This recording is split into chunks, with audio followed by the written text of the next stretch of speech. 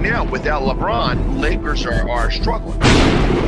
Let me tell you about a team I hate, all right? I know the Dallas Cowboy fan is here, so I had to make sure he knew how much I hate this team. I'm ready. I've often said that the people who run baseball, they try very hard to ruin it. I'm from Brooklyn. I don't have a problem saying it to his face. Oh, from Brooklyn. Hey, guys, any?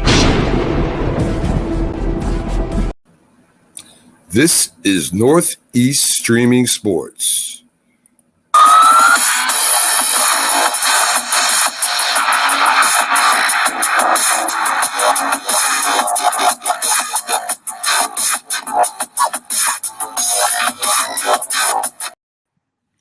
Hi, everyone, and happy 2024.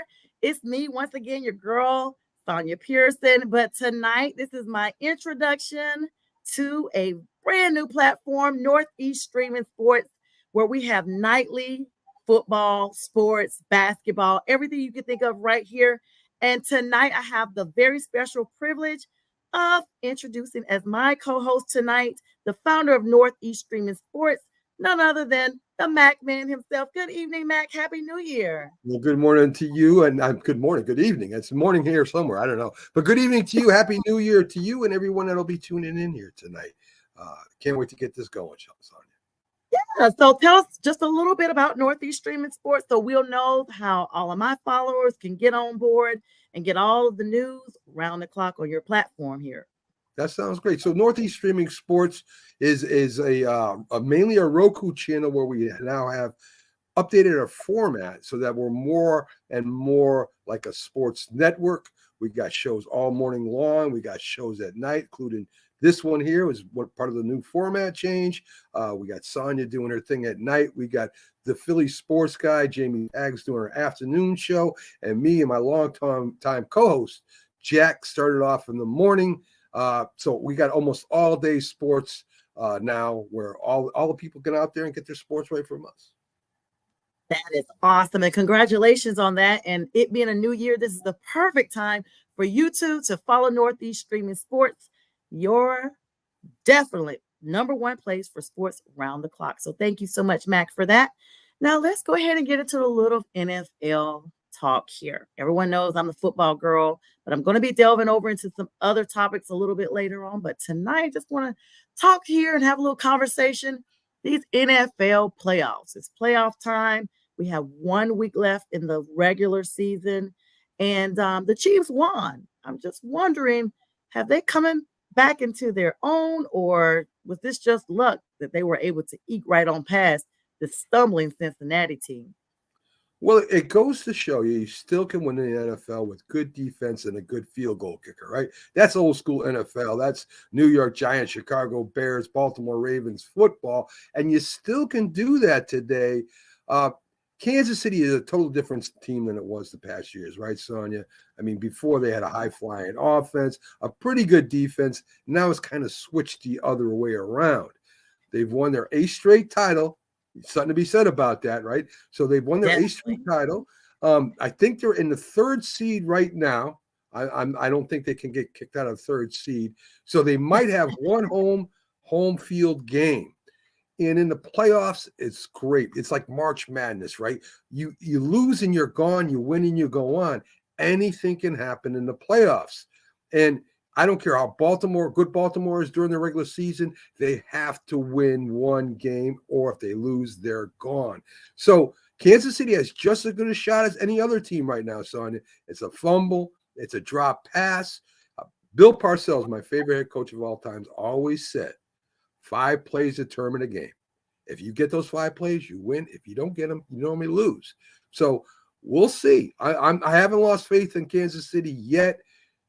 But, man, they got some competition out there this year.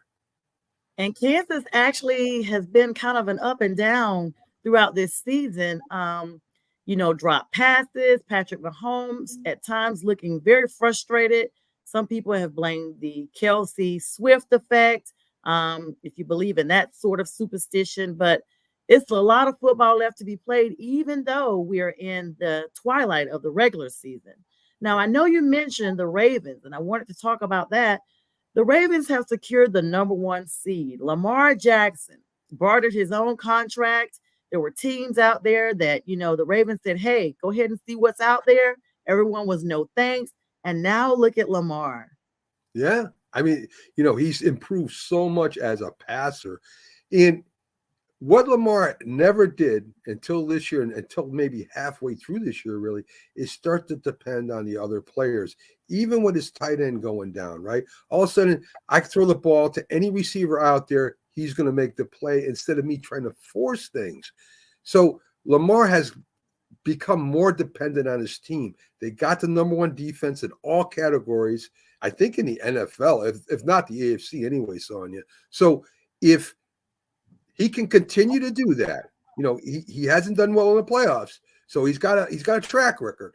But if he continues to depend on a team and not try to force things, not put everything on his shoulders, Baltimore should make a nice run. They should be the favorite. I think they are to get to the Super Bowl, them and San Fran. But again, he has a record in the playoffs that shows that he can't get it together. He presses. He tries too hard. Let's see if he's grown up a little bit more. Let's see if he can depend on his team and let his team win the game, and he just helps them win. Exactly. And a name like Lamar Jackson, you would think whatever element he's put in, that he could actually make it better. But you definitely mentioned him having those important weapons that are around him that definitely are solidifying the Baltimore that we see today.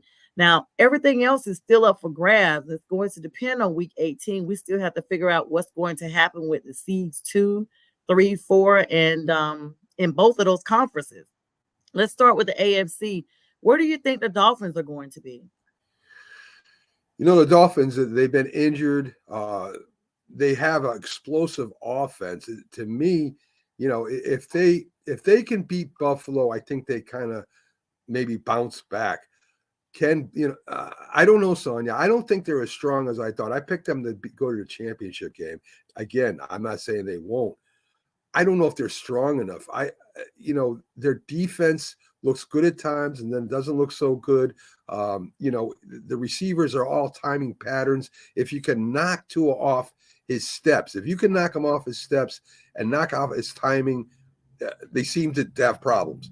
So depending on who they play, Buffalo has played very well on defense. They know that. They're going to go after him. They're going to send a lot of blitzes. They're going to try and knock him off his steps. They're going to try and get some turnovers or at least some incompletions. And Buffalo found a running game.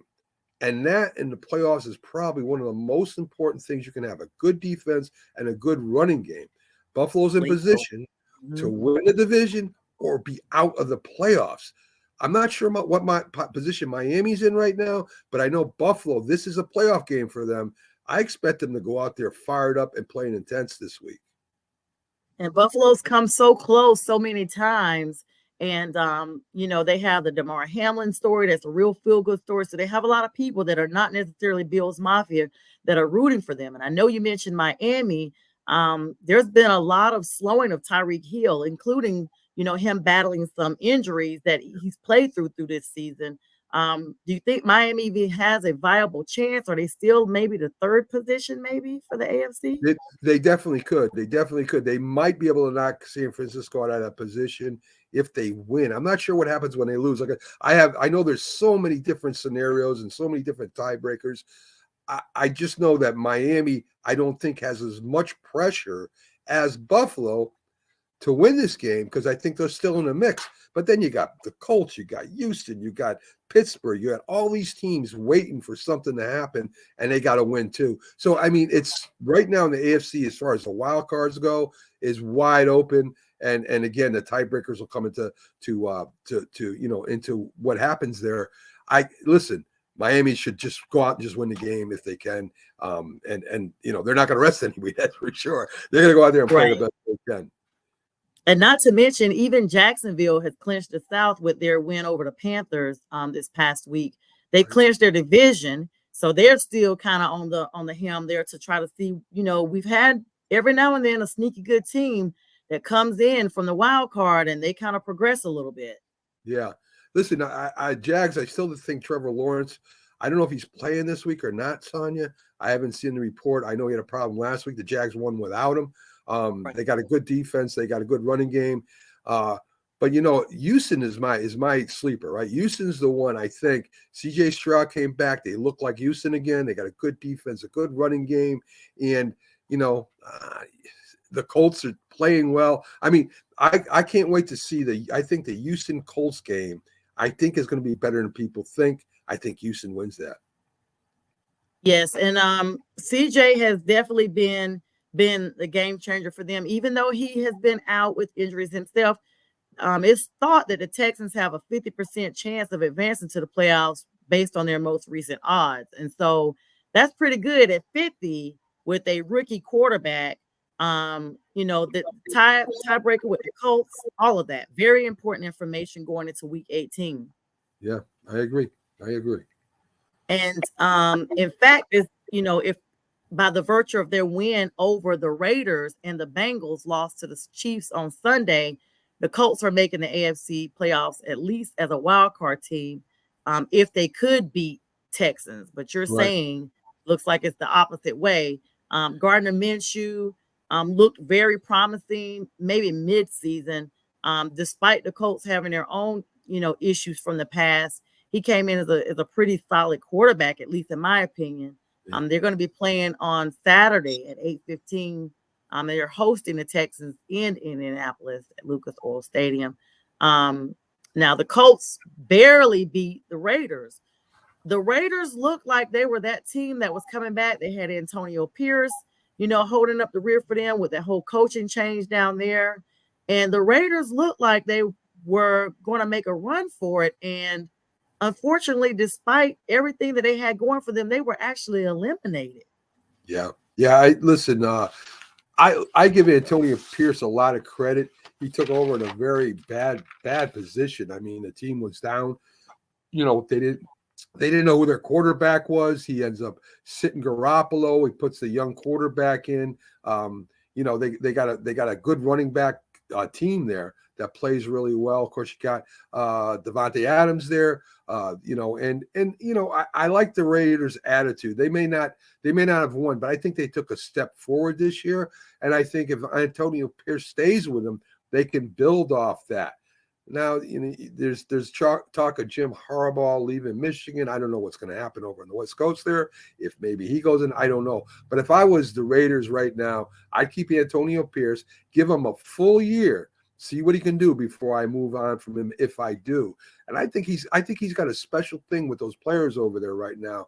Michael Strahan even said he's a very smart man when it comes to football, and he knows how to motivate the coaches, knows how to motivate the players, change the character a little bit. The Raider fans love him. So I would give him a full year. I'd give him a full year, Sonja. I definitely would.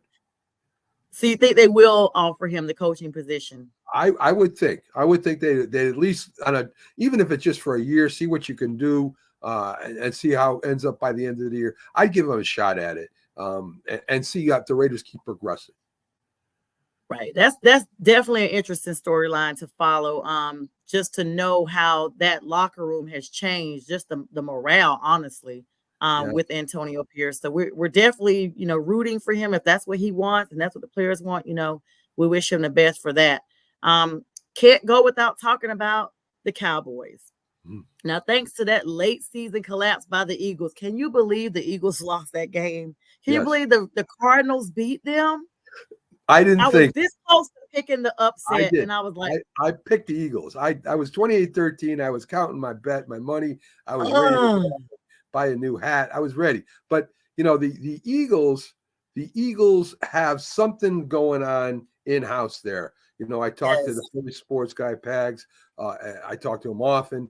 And there's something going on in the coaching staff with the players. There's more infighting.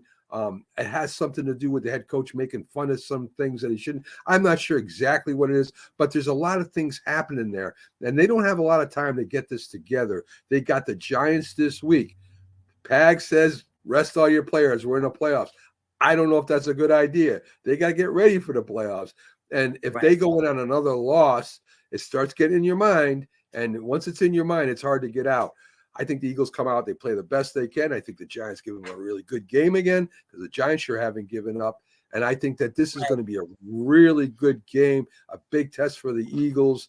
And if they lose again, I'm not sure if they can win the first round of playoffs, Sonja. Fairly different persona that we're used to seeing, like the facial expressions, everything, in my opinion, is just different. It's like it's a different vibe coming from that locker room. Yeah, and I know you as a Panther fan, me as a Giant fan. I wish I had that offensive line. I mean, that offensive line is incredible, and they don't use that running game enough. I don't know what the thinking is there on the offense with the offensive coordinator, even the new defensive coordinator that came over from the Patriots, who supposedly was better than the older one. The defense still doesn't look the same. There is some problems in the coaching, I think, philosophy there, and maybe that's what's causing the turmoil.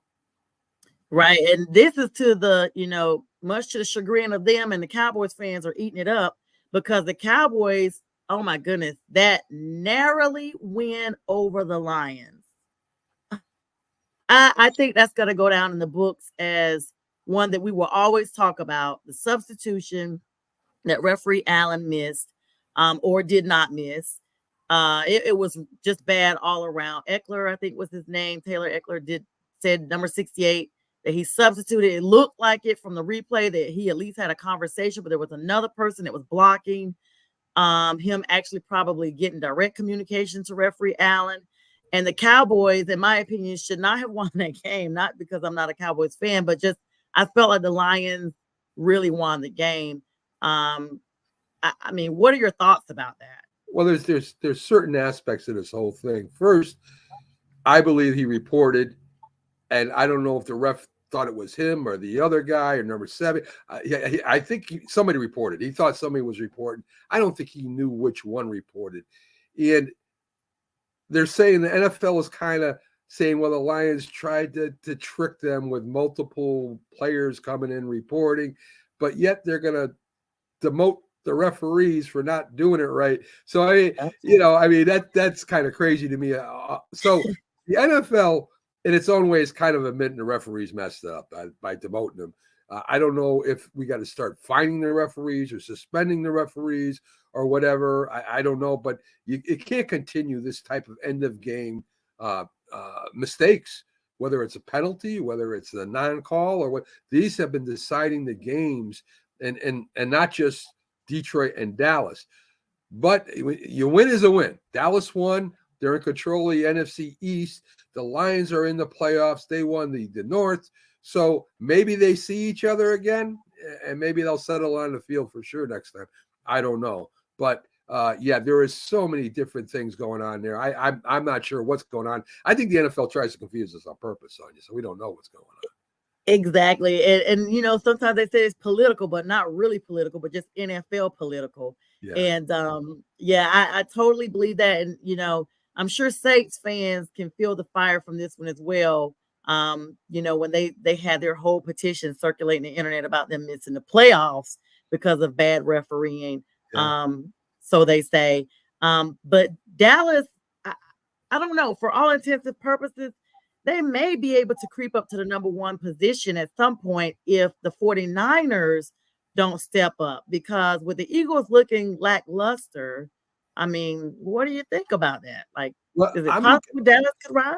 I'm looking at the San Francisco versus the Dallas Cowboys, and Dallas has got there twice, sort of like Green Bay did, and San Francisco ends up beating them. San Francisco is the class of the NFC. No doubt about it. They got 4 different players at 1,000 yards. They got a great defense. They're physical. They'll out-physical you. They'll out-throw you. They'll outrun you. I mean, this is the strongest team in the NFC. Dallas, running game looked a little bit better at the end of the game, but it's still a big question mark. Dak is throwing the ball great. I mean, he should be in the MVP conversation if you look at the stats. But they're going to have to go on the road. And if they got to go on the road to play San Fran or even Philly or even Detroit on the road, that's where they run into problems. They're not a away game. You got to be able to play away, especially in Dallas's position, to have a shot to get to the Super Bowl. Definitely that. And that's something that Dallas has struggled with the entire season. I think they are like 3-4 on the road. That was the last time I looked. It was like a week ago.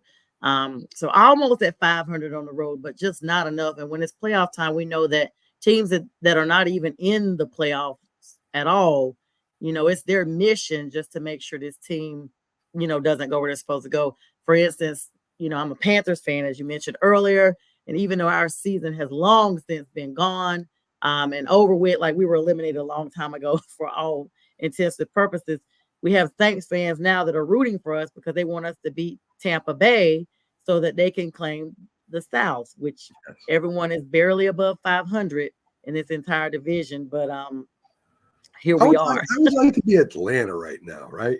I mean, you think you got the quarterback, you got a number one running back, you got a good tight end, a good defense, and you just can't put it together. I mean, I know they got to go get another quarterback. New Orleans, they're getting older on defense. They got a good running back there. Carr's okay. He's a decent quarterback. And you got Tampa Bay sitting there. And so what do you do as those teams in the South? They're in bad positions. They're like stuck in the mud, Sonja, because they can't get low enough to get a good draft. They have to throw everything out and start over again. Or do you just try to run it back and end up 7-9 or 8-8 again? I mean, what do you do in that kind of position? I mean, the Falcons, I live here in Atlanta, and so I pay attention to the entire division. The Falcons have been in kind of like a non-rebuild mode for the longest, but they have a lot of offensive issues that are not just with the quarterback. But that's one of them. It's just the quarterback. They have a poor coverage techniques. Their receivers are having issues with different things. Even their defense, which has been explosive at times, has been the one that basically saved them a lot of the losses that they were facing because they've had, turnovers and everything. The defense has forced turnovers with other teams, and that's been the saving grace for the Falcons getting a win. But this was supposed to be like a favorable stretch of the season for the Falcons, especially when you look at the rest of the division.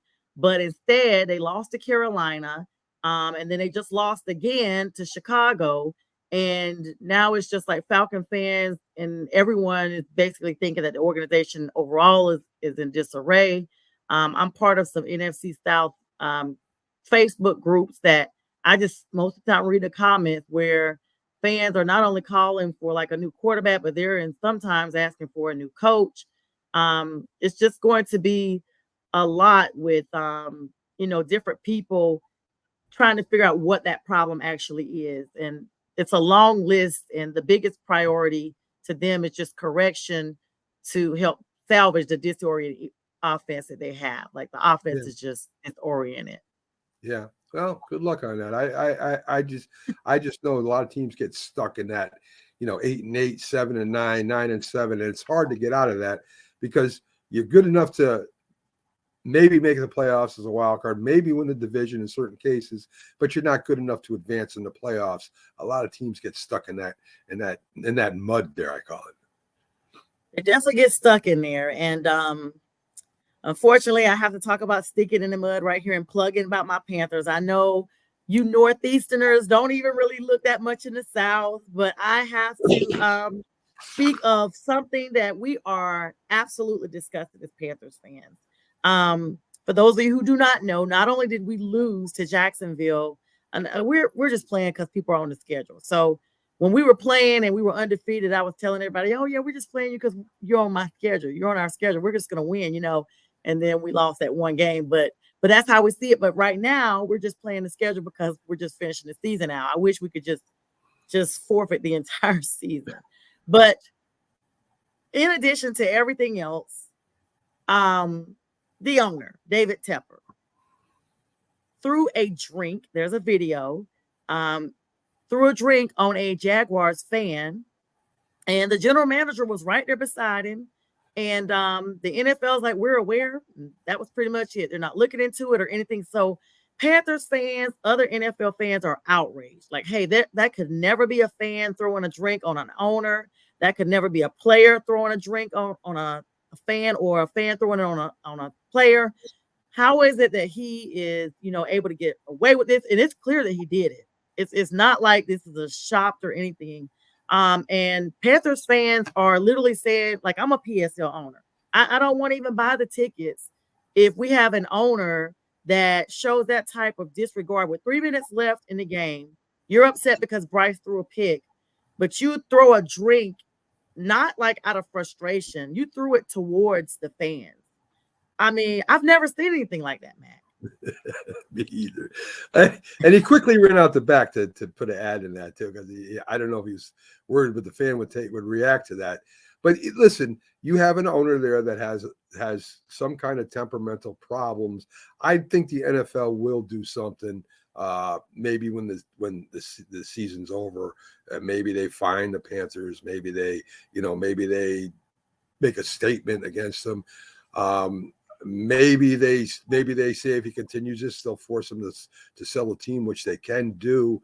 I know right now that he doesn't belong as an owner of a football team. He has no idea what football is. He doesn't have people around him that will challenge him because they're scared to get fired or get let go of, as what happened with the coach and the GM before and the coach before that. So, I mean, he's kind of like a Hitler over there and ruling over in Carolina there. But, it will come around to bite him in one way or another. Either he'll just sell the team, or he might get forced out, or he very least is going to get fined. I think so. And you watch.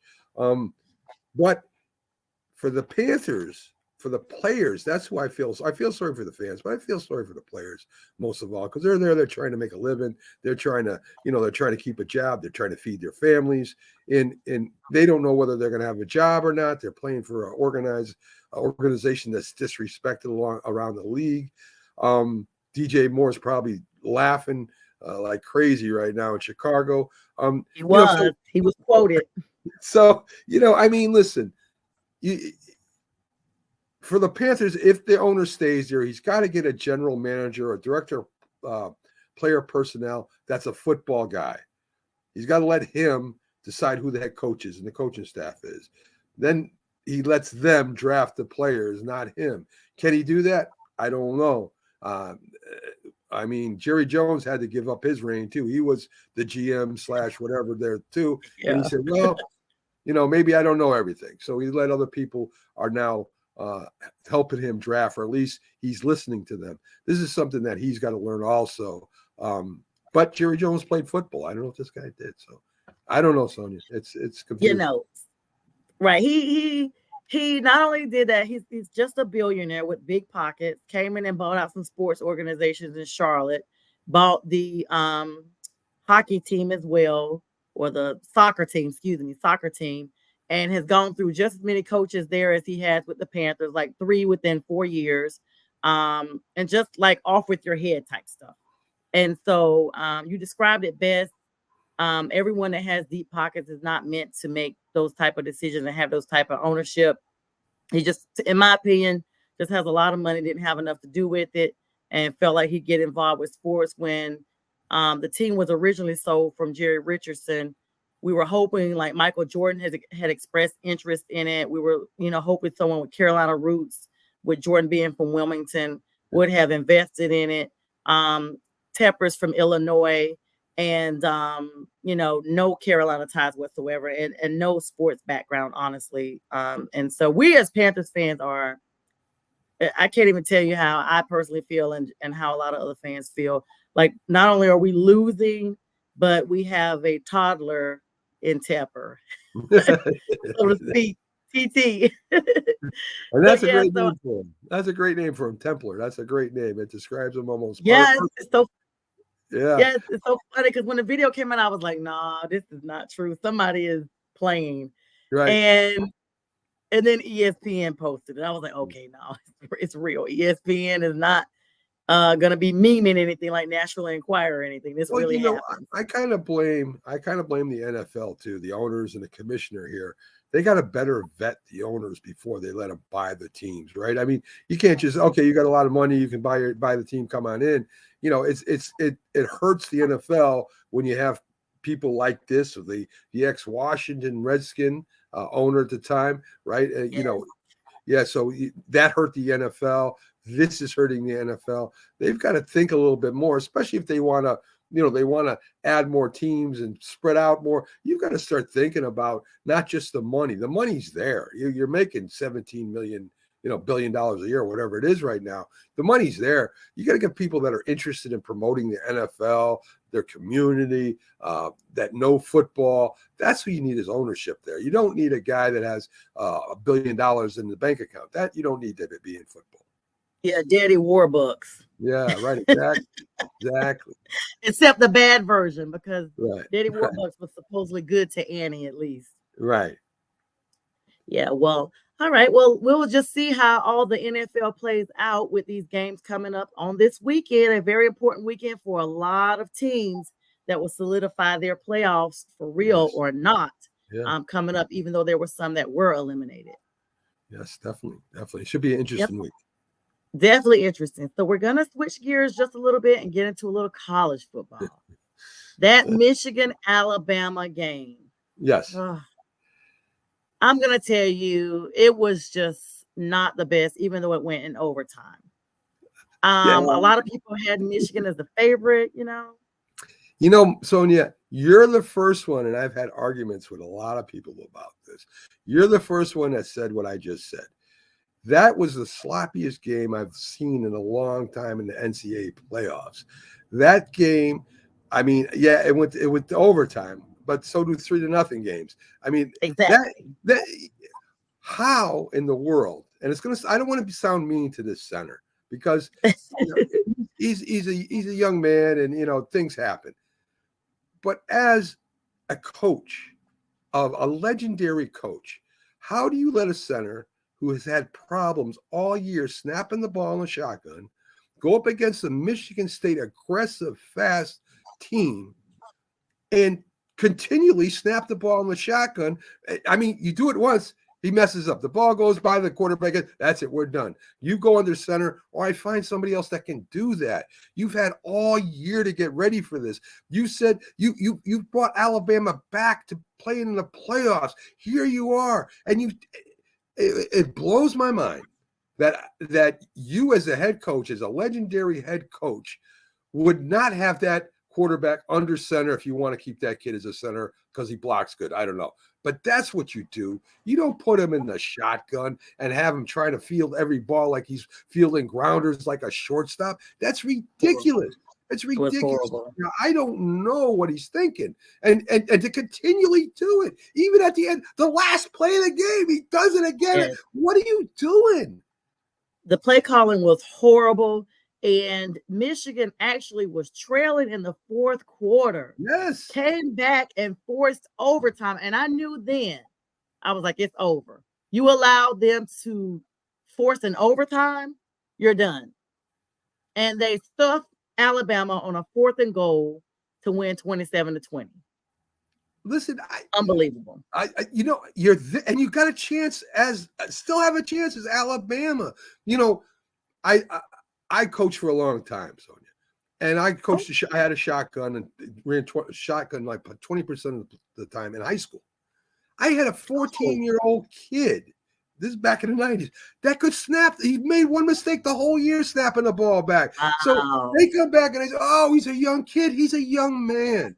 And right, if you look, maybe he has a mental block. Maybe he just can't do it. And I've seen it in sports where they have a mental block. They can't throw the ball to first, or they can't make that foul shot. Shaq can't make the foul shot. It's not that he can't do it, and it's something in his mind stops him. And maybe that's what the problem was. But you're the coach, and you know that's the problem, and you're still going to allow this to happen. I didn't get it. And I'll tell you, Sonja, really, I'm no fan of either team. I'm not a big fan of Harbaugh. I kind of respect Saban a little bit, but with that, I don't know what the heck he was thinking. What is he drinking? I don't know. I have no idea. And Georgia fans was looking. You had the running back Blake Corum had the 17-yard touchdown on the second play of overtime, and that right there sealed the game, in my opinion. Alabama got all the way up to the 3-yard line, and then Jalen Milroe was stopped, and that was the game. Yeah. And it's JJ McCartney, with Roman Wilson had the 4-yard touchdown, and with that 1 minute and 34 seconds that were remaining, and that's what got them up to where they were to go overtime. And now Michigan's going to be playing Washington. Like we're not even really, Washington over Texas. That's crazy. Everyone had the Longhorns is doing it. Just one of those things you can't call it. No, I mean, you think about that quarterback there, and I'm saying he's really good at throwing the long ball, and he is. But he showed me a lot more than he showed me leadership that game. That's important for a quarterback. My favorite college quarterback coming out is Bo Nix. That's my favorite. But this he's great. This kid showed me a lot. I think his name is Penix or something like that. Yes. Michael Penix. He threw for almost 500 yards, Sonja. And I look at it's a high flying, he's a lefty, which there's not many of those quarterbacks around, going up against a very physical Michigan team. Michigan's got to be favored, I would think. But you never know. I would love to see Washington beat Michigan just so Harbaugh, with all the stuff he's done all year, everything he's done, and he knows he's done it. We all know he's done it. Everything he's done this year, and I don't want to hear him crying about people trying to kick him out because they don't like him. They don't like him for a reason. But I would love for him not to win this championship, Sonja. I would. His parents were there with him. His parents were there fighting back tears afterwards, taking pictures like how proud they were. And it's so weird because, people may have slept on Washington for a little bit, but they are 14-0, and they were number 2 ranked. And it was, a very dramatic comeback to them as well, because Texas was ranked number 3. They were 12-2. And it's the first time in program history that Washington has survived enough to go ahead and advance to the college football playoff. So congratulations to Washington. And like you said, Penix Jr., he had one of the finest performances in college football history. He had 430 yards and 2 touchdowns. And because of that, and he outdueled Texas's Quinn Ewers. And this is going to cement his name in the history books for the college football playoffs for quite some time. What do you see that game looking like coming up next week, those two big teams? Aggressive, physical running game versus the high-flying Washington Huskies. Like I said, I'm going with Washington. Michigan will probably win it just because they've played in these big games, even though they've lost before. I think physicality normally wins out of, between that and I don't know, a graceful team, I guess you will want to call it.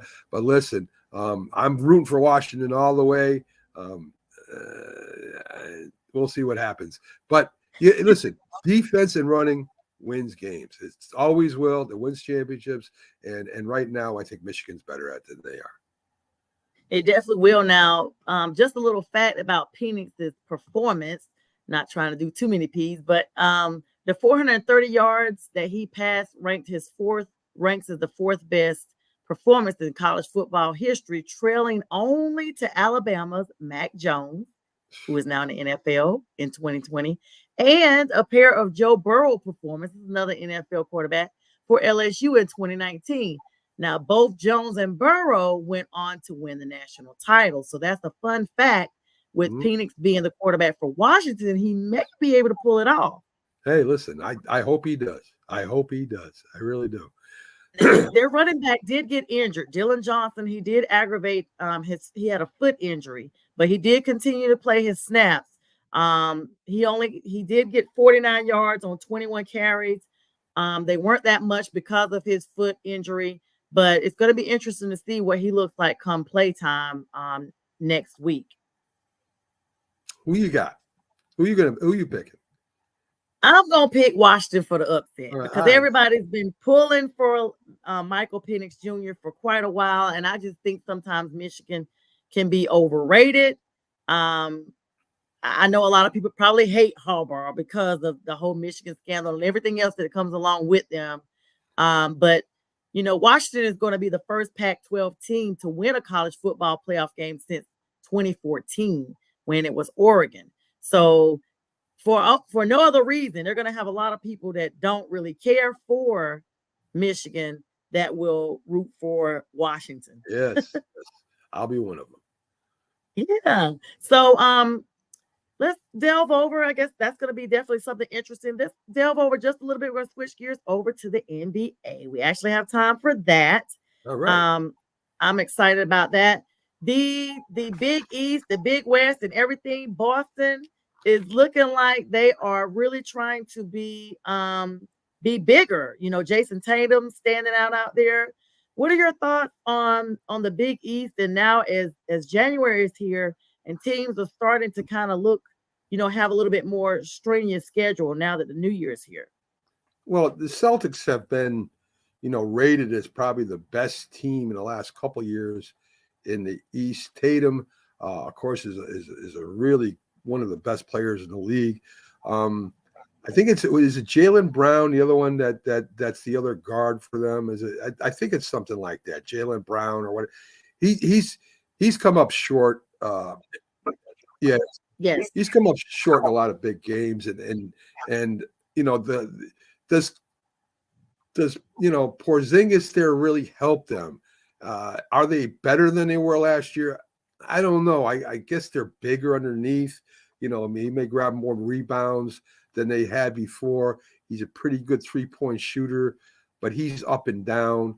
I mean, the Celtics were my pick coming out last year. They're my pick going to the championship this year. But you got a lot of trades happening. You got the trade deadline coming up. The Knicks made a trade already. I think there's going to be a lot more. They may trade again. I think there's going to be a lot of trading going on. So we'll see. Right now, I'd have to give the edge to Boston in the East for sure. Boston in the East is definitely one that a lot of people are talking about. And like I said, Jason Tatum is standing out. Now I'm going to catapult over to the West a little bit. LeBron James, he's getting a little older.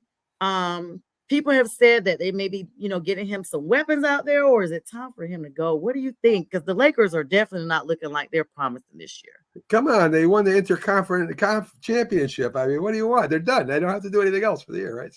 So anyway, yeah, LeBron. Listen, LeBron's amazing. That he can still do what he does at 39 years old.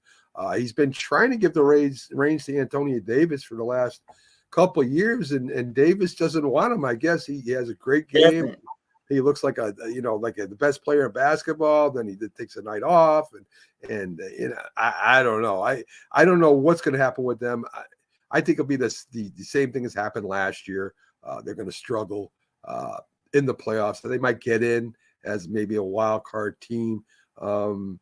They just don't have the chemistry there right now. And LeBron can't be playing, 56 minutes every game still. He does that once in a while, but he can't do that anymore. He's waiting for his kid to come out of college. He might stick around another couple of years. I don't know. But hey, I give credit to LeBron James. Antonio Davis are going to have to figure that out. And the rest of the chemistry with the team. I don't think they're going to. I don't think they hit the championship for sure, Sonja. And speaking of like non-championships, like the Pistons, they were one game short of having a tied most losing season of all sports. Yes. 28 games. They were one game short of tying that record with the Chicago Cardinals from the 40s. Were the last team to lose 28 games straight. Yes, and they got a brand new coach that's making $75 million a year, or over his contract. I don't know what to say to that. I don't really follow Detroit except for the losing streak. I know there was a couple games they were in. I think one went to overtime. That's you start losing the same as winning, right? You learn how to win. And you start losing, it's hard. It's a catchy. It's like a virus, So, right. So I think maybe they do better. They should get a good draft choice. I don't know. So, yeah, I don't know, man. That's how it goes. It's like, okay, sometimes it's just wait for the draft. Just wait for the draft. Yes. But yeah, I wondered about that because you have the power rankings that come out like they do in all the other sports, and Oklahoma City Thunder. The Celtics are playing them, and The Celtics have won 11 of their last 12 games. Yes. And the Thunder have won 7 of their last 8. Right. And, with the new year, everybody's rested and healthy and just starting off really fresh. So the power rankings are starting to come in with all of those teams.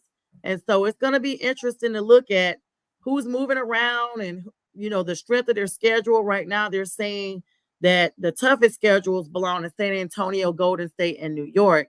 And the easiest belong to Phoenix, Milwaukee, and Philadelphia. Yes. Yes. And Milwaukee doesn't need an easy schedule, right? They got a pretty good team there. Dillard going there this year. I think he's got him a shooter outside, and of course Giannis is an animal.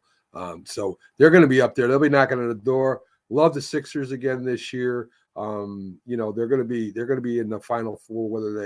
Whether they get knocked out again like they did last year or not, I don't know. Maxi's really has become a very good player, helping out, of course, one of the premier players in the league, the big center there. I think Philly still doesn't have a bench yet.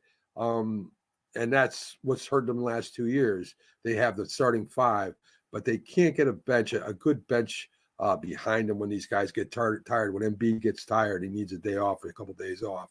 Or Maxi's going to need a couple of days off. They really don't have the talented bench to do that. I don't know why they haven't done that in the past few years. Like Miami, Atlanta's a scrappy team. I like what the Knicks did. I like what the Knicks did in that trade. They're saying they may move Randall. I hope they don't, because he's having a heck of a year this year. And they may go after Zion Williams, who is hurt every year and doesn't play enough games. I really don't know what's going to happen. I think they stay on the course they are right now. This may be their best 5 in a long time. And maybe they get a couple more pieces, but I don't think they get rid of Randall. Of course, you don't get rid of Brunson. I'm glad they got rid of Barrett. Barrett was so up and down. Quickly coming off the bench, $30 million a year is way too much. So I think they made a good move there. And I don't think anybody, I'm sorry, Zion has been hurt almost his entire professional career. Yeah. Ever since he had the shoe blowout, it's just been like, oh my goodness. Like, at first I thought it was weight related. They said he lost some weight, and then it just seems to be something with him. His best performance days to me were when he was with Duke. Some people, shine as athletes in college, and then they get to the professional level and they're just not the same, because if you think about it, everyone on the professional level is good. So you're competing for screen time. It's the same with every sport that we look at. We see these star athletes and they get into the professional level and get swallowed up, so to speak. Yeah, and Zion's got talent. There's no doubt about it. I mean, a guy can take over a game in short spurts, but that doesn't help you win games. I mean, the Pelicans, for a while last year when he was healthy, they were great. And then he gets hurt and they fall off. And that seems, like you say, happens every year. So I hope the Knicks don't entertain that thought. I hope they stick with what they're doing right now. And it just made them a little bit better. But still, Celtics, Milwaukee, Philly, Atlanta with Young, and of course, the Heat. They're all dangerous teams. They really are. I know you wanted to talk about the Golden Warriors a little bit. Yeah, Golden State Warriors. And the Draymond drama. Drama. I mean, he's playing, right? I think I've seen him on the court. I think he's playing. Is he playing yet? I think he's back from his suspension, but he did enroll in some type of therapy that was mandated because of his anger issues. But to me, I just think that he's a cancer to that team. I know his performance on the court was well for quite a while, but sometimes I feel like people's personalities can take over their professionalism, and when that happens, it's time to cut ties. The morale suffered from that team, like that. They was mentioned about Steph. He even attacked Jordan Poole, his own teammate, last season. It's something every season. I don't know if it's for clicks and likes or what, but it's just a lot. Yeah, I mean, what a terrible signing that was, right? What is it, $6 million a year for the next 6 years or something ridiculous? Yes. That was a terrible signing. The Warriors are just getting old. I mean, Steph is still good, but he's getting up there. Thompson is still has days where he goes off, but he's getting up there. He wasn't the defender he used to be. They've gotten old and they don't have size, and that's not a good combination when you're playing up against the younger teams, the Timberwolves and the Grizzlies and all these young upcoming teams over there in the West. That's the future. That may be the present this year, Sonja. You might see the Timberwolves and the Grizzlies out there battling a championship this year. Yeah, and it's like, they used to call them the Splash Brothers, Jordan Poole, Klay Thompson, and Steph Curry, and now they're more like a puddle. There's no splash. Yeah, the puddle people. Yes, that's what they are. Yeah, the puddle people. And and you're right about who we may see, because in the power ranking, Phoenix moved up 9 positions, Indiana's up 7, and New Orleans has gone up 4, where teams like Dallas have gone down 6 in their power rankings. Golden State has gone down just 3, considering, I guess, because they've fallen so much. And Houston as well has gone down 3. The team to watch, you mentioned it earlier, was the Knicks. They won their first game with their OG Anunoby. I cannot pronounce his name. Sorry about that. And they beat one of the best teams in the league on Monday afternoon. And they're going to have some tests out there when they get ready to play the Bulls, who are coming up in their ranks, and the third place Sixers on Friday. So they have 2 more games this week, every other day, that they're going to have to try to, pull up on and see what the Knicks look like. They may be the sneaky team that we didn't realize was coming from behind. I know. Are you a Knicks fan since you're a New Yorker? Of course. I'm, my dad's from New York. I didn't have a choice growing up, but the thing with the Knicks was they were always good enough to beat a good team one game, but they're not good enough to win series against these great teams. With bringing on they got 3 new players, Anunoby, I can't remember. I got a brain freeze on the other 2, but they're all 3 of them are good either in backup roles coming off the bench. Of course, Anunoby is going to be a starter in place of Barrett. And with Randall having was one of his best years of his career this year, as long as they stay healthy and they have that bench, maybe they finally can compete with these big teams. I don't know, for a series. You got to be able to win the series. You got to win 4 games. You can't just win 1. And that's what the problem they've been having the last couple of years. A lot of people have problems with the way Thibodeau coaches. He's a defensive-minded coach. Some of the players don't want to play with him, from what I've read. But the new kid that came there, Anunoby, says it's a great atmosphere, great place to play, great fans. He's all excited about being in New York, but they're going to have to sign him after this year. So that's going to be a big thing for the Knicks to do next. And not to mention the loss of Emmanuel Quickly. Yes. That's going to definitely affect the Knicks bench. At least, coming up, they had a new starting lineup where you're talking about the new people that were coming in that was plus minus 19 in less than 19 minutes, which was pretty good. But the Knicks were outscored 13 later on in their last matchup. So, they survived a big stretch run with Julius Randle and got one of their best wins of the season, and remain the only team actually that hasn't lost the game that it led in the third quarter. So that's definitely saying something. Yeah. I mean, like I said, they're a defensive team. They can shut down high-scoring teams. Anunoby is a great defender at small forward. He averages about 15 points and 6 rebounds a game, which is pretty good for a small forward. But he's not the type of guy that takes over the game. He's a piece that will help you. Is a great defender, and that's what they needed. They didn't need another 3-point shooter. They really didn't need another a point guard. You had Quickly and Brunson playing the same position, and that's what hurt Quickly. I wish Quickly all the best of luck. Barrett too. I hope they have good season with Toronto. But you can't pay Brunson. I don't know what he would make, about 30-something million a year, and pay his backup almost $30 million. Yeah, right. It makes sense. Mm-hmm. They have money for days. Yeah, it's true. What do you see? One little final question here as we get ready to wrap up. It's been so great chatting with you tonight, Mac. What do you see? I know you said that Knicks do look promising, but with Boston being where they are, do you think the Knicks have what it takes to kind of supersede that, or you think Boston's going to probably run away with it? I still think Boston's the class of the of the East. I think the Knicks have some work to do to catch up to them, to the Bucks. The Sixers, I think, we're pretty even with in the rest of the teams. But I think the Bucks with Giannis and the Boston Celtics just play great team-based basketball. And when you got a team that plays great team basketball and has stars on it, it's hard to beat them. So those two teams, I think the Knicks might be able to squeeze into third this year, depending on what else they do. They were in fourth last year, so that'll be a step up. And that's just because the 76ers bench. So it'll be really interesting, Sonja. The Atlanta Hawks, you got to be happy with what they're doing this year too. So I mean, they're playing some good ball too. They play good ball for the last few years. Yeah, definitely still up for grabs, and a lot of basketball left to be played. We're still early. We're about halfway through a quarter, I should say, of the season. So we still have a lot of basketball left to be played.